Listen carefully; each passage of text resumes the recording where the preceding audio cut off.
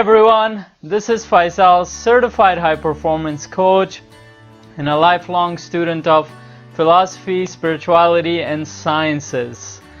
Today is challenge day 20, and today's challenge topic is ego.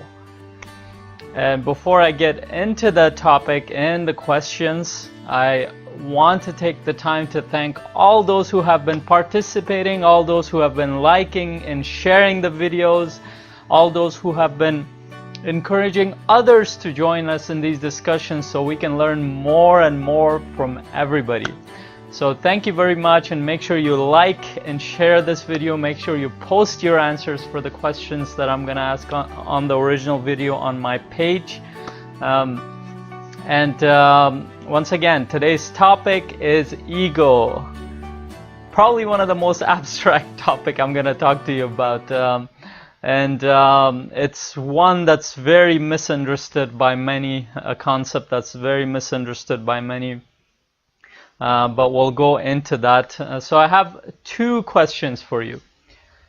And you might have to watch this video to answer these questions, or you might know about ego enough to answer it. But go ahead and try to answer the questions. The first one is, do you recognize the ego self within you? And how? Tell me more about it. How do you recognize it? And the second question is, what would happen if you accept the ego as an important or as a part of you?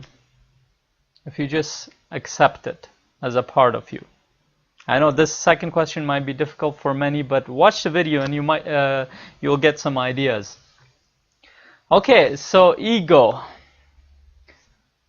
Where do I start? This is one of those subjects I can talk for hours about it, but I'll try to make it as simple as I can, because the concept is you can go into it for a long time, because this is one concept that has been taught for thousands of years in almost every religion. It has been taught, many people are not aware of it, because much of this has been taught in the esoteric aspects of spirituality, which means that it's been taught to the disciples or people who study religion at a higher level, or actually spirituality at a higher level, compared to the exoteric aspect of spirituality, which is the ritual-based aspect of spirituality, which you find in everyday form of religious practice. But we've come to an age where that's not necessary anymore. It used to be part of a very small group that used to know these things. It used to be a very small group that practiced these things. But we are at a stage in our evolutionary history as human beings where we're beginning to understand concepts that we didn't understand before. We're beginning to experience things, ideas, and ways of living that we couldn't even imagine before. And one of the main reasons behind that is we're becoming aware of the ego. So what is ego? I'll tell you my version of it, and then I'll also add some perspectives from other teachers who have talked about it. The way I think of the ego is basically it's a separate personality structure that's formed within us, and it's mostly in our mind. So what does that mean? When I think of the ego, it's the part of me.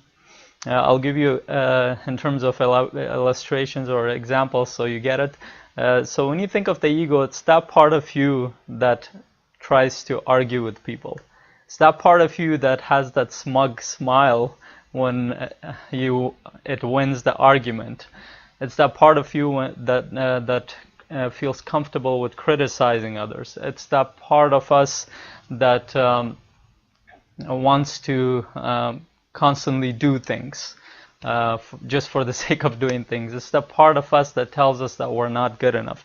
It's a part of us that tells us that we constantly need to keep doing more to be enough. It's the part of us that makes us fearful about life, about people, about situations. It's a part of us that has become very integrated to our fear-based system. And until we recognize it, it will keep affecting us in a negative way. And this is the we often hear these statements, oh, you have an ego, but let me make this clear, everybody who's here has an ego. And well, where did it come from? How did it form in human beings? And where did that personality structure come from? I'll tell you a funny thing. I was researching this, and I came across something. Anthropologists have a theory that the first time human beings had a thought, or a human being had a thought in history, they have a theory that they might actually have thought that there was a god or something, some other entity talking to them, to him or to her. So you can imagine that person getting a thought, and all of a sudden, who's talking? And then you get all these historical records where people just the people end up doing things just because they got a thought, kill that person or attack that person or do this, do that. So it became a kind of a part of our personality structure from early on. The reason we know this because ego has been taught for thousands of years. It's in the oldest Vedic traditions in Hinduism, and it's in Buddhism, it's in Gnosticism. If you go into more esoteric aspects of spirituality, into New Platonism, New Pythagoreanism, and it's in modern religions such as Sufism. It's in Kabbalistic traditions. So ego has been taught in almost anything. It's even come into psychology, where Carl Gustav Jung, he talks about it in terms of the shadow self or the ego self. And so it becomes a very important part of our personality. So why did ego come to be? If you want to think of it in terms of spiritual tradition, this personality structure formed to give us that contrast. And for that, I would have to explain to you where the contrast comes from. So at the highest levels of spiritual traditions, of knowledge that we know, and it doesn't matter which spiritual tradition you get it from, which religion you take it from, they all say the same thing. They're all the same. And this is where many people might get uncomfortable, but if you actually study the deeper aspects of religion and spirituality, you'll notice that the deepest aspects of spirituality is essentially the same in any religion. And the highest aspect of that spiritual tradition, where all the rest of the thoughts come from, the rest of the experience comes from, is oneness. So what does oneness mean? Well, what oneness means is that we are all part of a singular consciousness, a singular point of energy, whatever that might be. We can't conceive it because, first of all, our mind is limited. The capacity for our mind to even understand something like that is limited. But we can create symbols and ideas for it, and the closest idea is that it's a singular point of consciousness that everything emerged from. And it's not just human beings, so everything that you see around you, from the floor to the wall to the potato to the cat next to you, or to the person next to you, or to the animals around you, the plants around you, they're all an expression of that consciousness. So every being that's around you, everything that's around you has a part of that consciousness in it, has that energy within it. Otherwise it won't be alive. So we're all expressions of the same consciousness. Many call it God. We're all part of God. That's why you get statements or verses in different religions saying that we come from God and we'll go back to God, or that when we came into being, we were the spirit. The spirit was blown towards us or in us, something like that. But the idea is that we all come from the same consciousness. And then there's another idea in spirituality, it's called the contrast.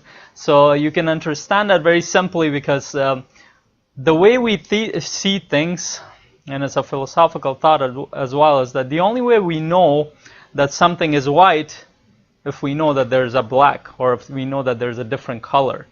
If there was no black, we wouldn't know what white is. If there was no white, we wouldn't know what black is. If there was no day, we wouldn't know what night is. Or if there was no night, we wouldn't know what day is. If there was no darkness, we wouldn't even know what light is. So we know things based on the difference, the contrast with it. So anything that contrasts whatever we know, that's how we recognize it mentally. So then ego is basically a contrast to oneness, to that singular consciousness. That's why we all have a separate personality. And so the separate personality that we have all created, that can be called an ego. So ego essentially is not really a negative thing per se, because it's become part of who we are kind of as human beings, because we recognize ourselves as separate to others. That's why we talked about boundaries. That's why we talked about creating, knowing who you are in terms of your ego, essentially. It's not really in terms of your higher consciousness. But the challenge comes around, and here's the problem that many don't get. The challenge is not with the ego. The challenge is when ego takes over you. So this is where you get this whole thing where, are we inspired by our intuition or our inner self or higher self, or are we inspired by our ego? So as I said before, the ego is that aspect of you that tells you to argue with people, that tells you to criticize people, that tells you that you're under threat constantly, that tells you that that you're not good enough, that tells you all sorts of these things that are not really true. And that's why when you study, when Buddha talked about this, he called ego an illusion. And if you go into any spiritual tradition, it'll tell you that as soon as we say I, that becomes an illusion in itself, because you're the main idea of the universe, or the cosmos, in terms of spirituality, is oneness. That there's only one, there is no other. It's only other because you see things through your ego perspective. So this is where it becomes interesting, because most people had ego for thousands of years. They had their personality structures intact, but they weren't taken over by ego. What does that mean? That means that the lifestyles that people lived with up until even a couple of hundred years ago, or even in some places even right now, people live a relaxed lifestyle where they're not constantly under psychological threat of not being able to make money, threat of not being able to succeed, threat of not being able to do according to what society does, threat of not being able to perform based on the expectations of our family, parents, society, institutions, threat of not being able to be educated enough or have a status enough. So all these they amplify the ego's energy. And as Eckhart Tolle talks about it, he's one of the present spiritual teachers of our time. He says that when we identify with the mind, with our thoughts, then that equates to ego. So what does that mean? That means that when we start to believe in our thoughts as being us, then we start to become our ego. And when we really think about thoughts, I've talked about this several times throughout this 30-day challenge. Most of our thoughts we got in the first 6 to 7 years of our life. Most of our core thoughts about how we look at the world. We talked about perception in the last video, where our perception is created, the second element of perception is created based on our beliefs, our memories, what we learned in the past. So most of our thoughts come from the collective thought. That means that wherever we live in the society, there's a collective way of thinking. There's a collective energy aspect of thought that everybody thinks certain things in similar ways. That becomes part of our thought pattern, and then becomes the collective thought of our family, collective thought of our community, society. and it becomes one layer over the other. So in essence, when we start to identify with those thoughts being as ours, we become the ego. And this is where things get challenging, because as soon as you start to believe that you are your thoughts, then you're basically allowing that personality within you to take over your mind and do things for you. That's where we, if you've ever been in a fight, in a relationship, or in any kind of conflict situation, you'll notice that something has literally hijacked you. You don't have control over your body, your emotions. You don't have control over your thoughts. It's just going on, and after it's done, you just feel sorry. You feel like, what's going on? Or on the other side of the coin, you feel like, oh, that was you had all the right to be like that. But either way, in either extreme, you're following exactly what the ego wants you to follow. It's you're allowing the ego to take control.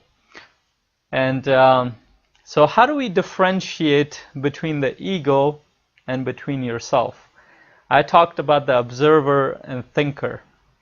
So if we take the ego to be the thinker, we are the observer. If you think of yourself as an observer, you're the whole. You're the spiritual being. You're the combination of your thoughts, your mind, body, and emotions. You're much bigger than what that small personality structure that has formed within you. So when you become that observer of your thoughts, when you observe it like you would observe another person, when you become present with it, not to judge it, not to stop it from thinking, not to stop it from doing something, when you become that observer, guess what happens? It starts to lose energy.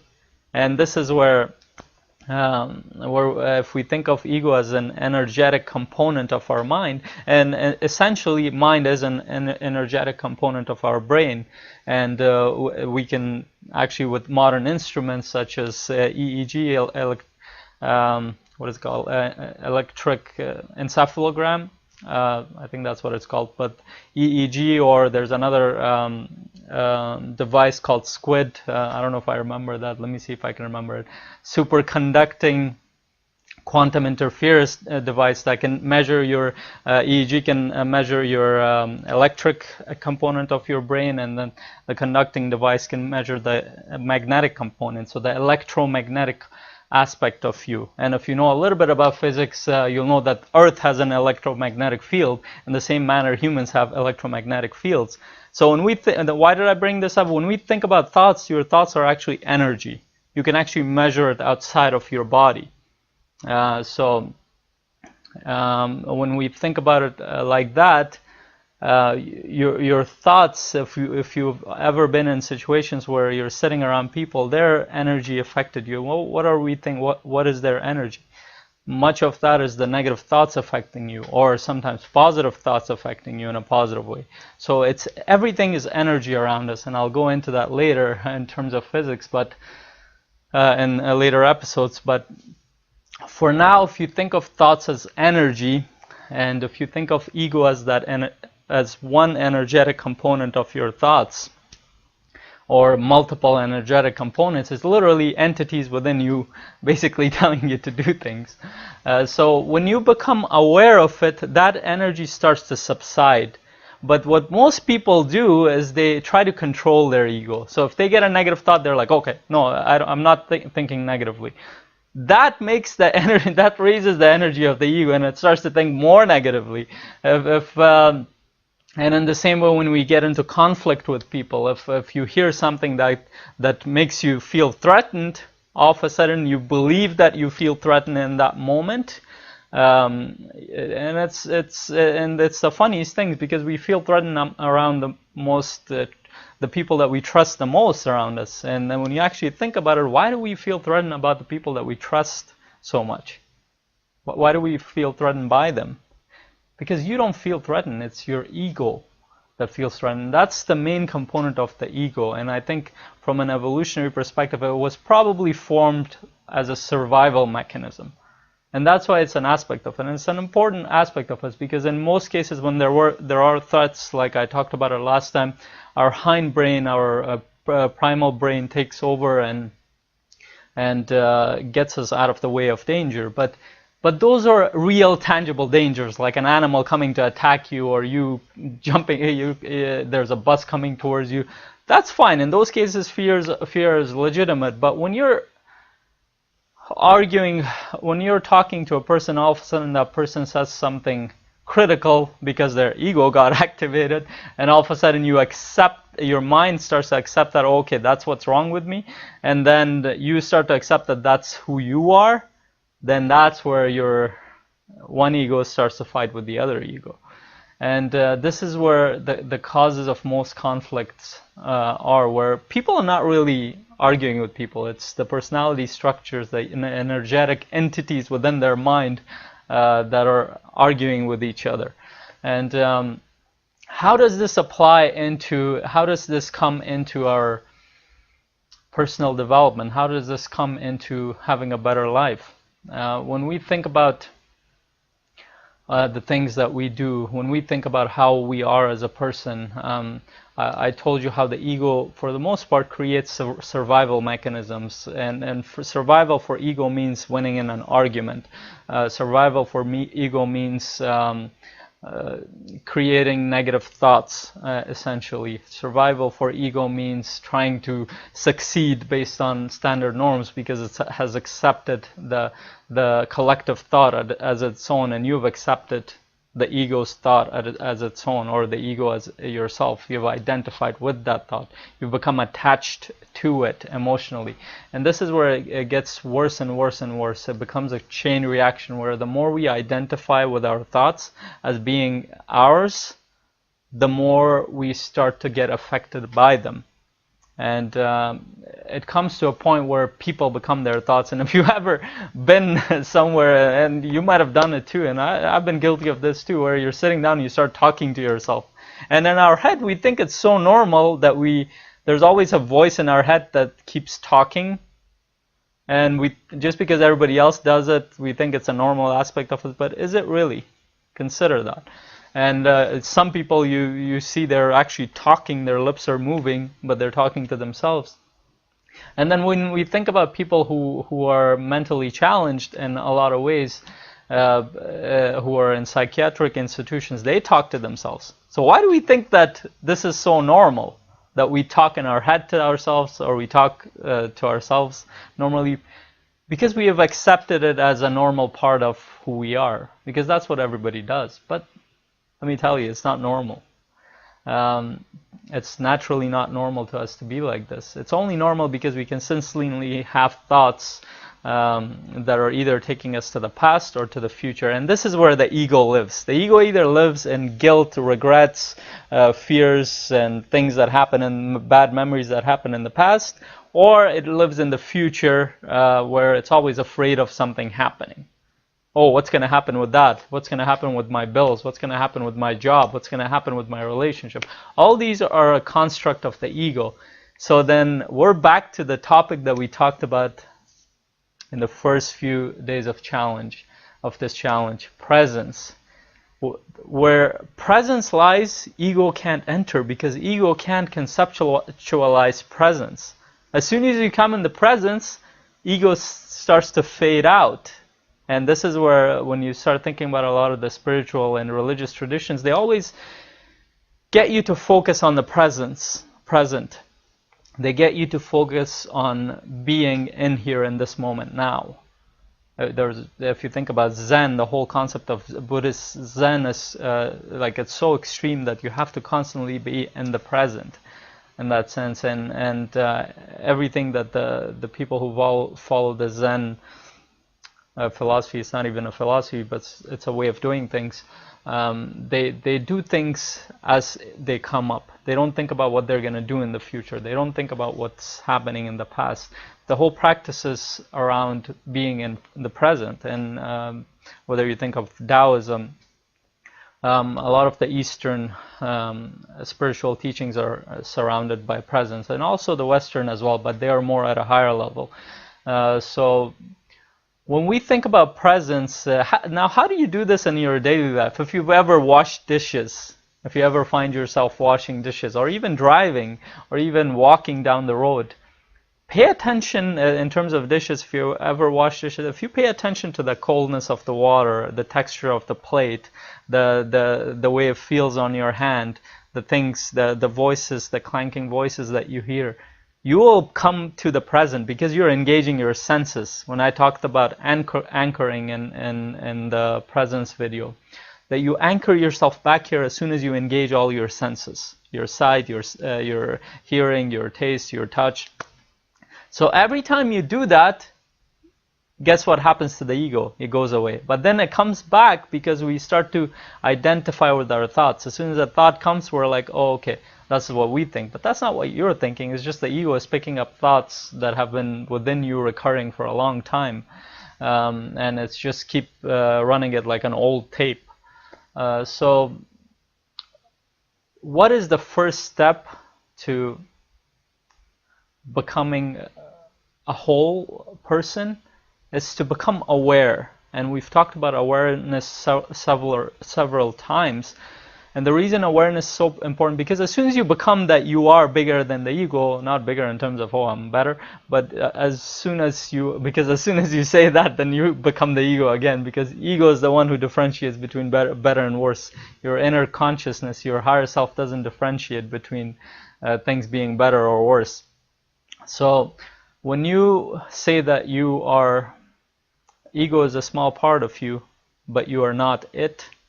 When you say that your thoughts are a part of you, but you're not your thoughts, when you become aware of that, when you start to observe your thoughts without judgment, when you start to observe your feelings without judgment, without rejection, without trying to stop it, over time, it starts to subside. You stop to have those thoughts enough. And I've been practicing this for the past 3 or so, 4 years in my own personal life. The more you do it, the better you get at it. Consistency and action and staying with it. And meditation and prayer, contemplation helps with that. Sitting with yourself in a quiet room helps with that. Just getting rid of the noise around you and just sitting in a quiet room. Being in nature helps with this on a consistent basis. So the more present you become, the less the ego affects you. And you'll start to notice that the things that seemed like they were so important, they were affecting you so much, they stopped to affect you so much. Like these things like, oh my God, I have bills. Oh my God, I have this. Oh my God, I have that. Because you become very keenly aware that that's not what you are thinking. It's just, that's something in the future. Yeah, you need to plan for it. You need to fix it. You need to resolve it right now. But you don't know what's going to happen in the future. Nobody knows what's going to happen. There are many possibilities in the future, but the ego makes you think that that's exactly what's going to happen. Somebody gets sick in your family and you're like, oh, what's going to happen? They're going to die. But those are the constructs of your ego self. And I talked, the second part of the question, I talked about what would happen if you integrate it or if you accept ego as a part of you. When you are observing the ego, you're not rejecting it. It's a part of you, and it's an important part of you, because if we didn't have egos, we wouldn't be able to deal with people in the society that literally run on ego. So the ego is an important aspect of us, but when we become aware of it, it stops to control us in every aspect of our life. And this is a very powerful idea. And as soon as you become aware of your thoughts, your feelings, as soon as you become that observer, you start to notice much of what you know, much of what you think you know, they're all just made up. Literally made up since your childhood. They've been taught to you, but and that has become an aspect of you. I'm not saying that they're all bad, they're all wrong, or they're all negative, but you stop to take life so seriously, in the sense that you have to do things to become something, or you have to do things to be significant enough, or you have to criticize people, or you have to compliment people. These are all aspects of ego. You just become you. You just become present. You just become at peace.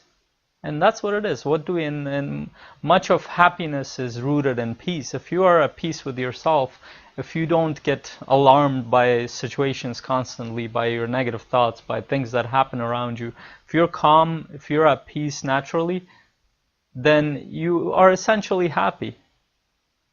And that's priceless in itself, just that feeling. And again, this is it's an ongoing, it's a practice, just like everything else we've talked about. The more you become aware of yourself, aware of your thoughts as an observer, aware of your feelings, aware of your actions, aware of the things that happen around you, the more you become yourself. Now, last point, think of this in terms of children. Children, when they're born, they don't have an ego. At least in that beginning stage, they don't. So what they do is they pick up the collective thoughts, the energy around them. For children to differentiate between themselves and you, it probably doesn't even exist until the point where we teach them that this is your name, this is what you need to do, this is how we are, this is me, this is you. So as soon as we bring these thoughts into the child's mind, it starts to recognize that there's a self and there's the other. And this is where the ego comes into being. But in the beginning, all a child does is it experiences life. If you've ever observed children, all they do is play, learn, and experience life. And why are we so different? And I ask you this question, do you really think that we're so different from children? We're not. We are just taught over and over that you need to become an adult with responsibilities. And for most people, responsibility means worrying about the future and feeling bad about the past. We really need to consider how these things affect our life. And I think it's a very crucial part of personal development, about creating a whole life, about creating a life based on happiness and peace. And the more you consider this, the more you practice this, the more you realize how important this is in your life. So once again, ego is an energetic component of your self or your mind, but it is not you. It's a very small component of you. But for most people, this becomes themselves. Why? Because they start to identify with their thoughts. They start to believe that their thoughts are them. Their negative emotions are them.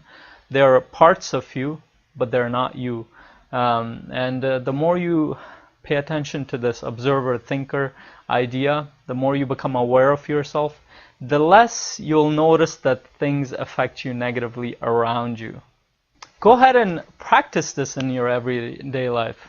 You'll notice how much your behavior changes if you stay consistent with this. You'll notice how much your thoughts stop to affect you so negatively. You'll notice how at peace you become over time.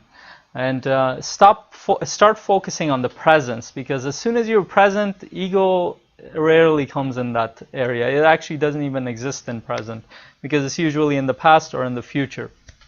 So when you're doing something, walking around or doing dishes or driving, start coming back, become aware of the things around you. Start engaging your senses. Start feeling things. Start seeing things around you.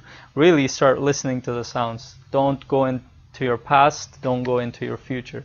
And the more you practice that, the more present you get, the less you get affected by your ego self, the more at peace you are with yourself, and the more happy you are. How's that for a promise? Go ahead and do that, and go ahead and answer the questions. Do you recognize your ego self now? And how do you recognize it? And I want you to practice it and think about it and let me know. Not just say it in terms of how I explained it, but just know it from within you, because you know this just as much as I do. I'm just reminding you of what you know. The second part of it is, what would happen if you accept ego as a part of you? What would happen if you stop rejecting it, stop competing with it, or stop telling it to stop doing things? What would happen if you stop telling your thoughts to stop being negative? If you just become the observer. So go ahead and answer those questions. I look forward to reading your thoughts. I look forward to discussing them with you. And I'll see you guys tomorrow. Have a great day. If you loved or even liked the video or this episode, you can do two things right now. One, you can click on the subscribe tab right here on the screen, or in the info area if you can't click on the screen. So you're up to date on all my free training, on all the free training that I send on my YouTube channel on a regular basis. And two, you can click on the success indicator tab on the screen or in the info section, so you can get the training, the thorough training that I created for you, that has 10 factors that will determine whether or not you will be successful at anything that you do or want to do. And it will also help you create more success at anything that you want to do in life. So, and this will also get you subscribed to my newsletter, so I can send you more of these free training on a regular basis that I don't post on my YouTube channel. So make sure you click on those 2 buttons or tabs, and make sure you like and share this video. Make sure you post your comments in the comment section below, so we can get more people involved in our community right here. Thank you very much. Have a great day. Bye.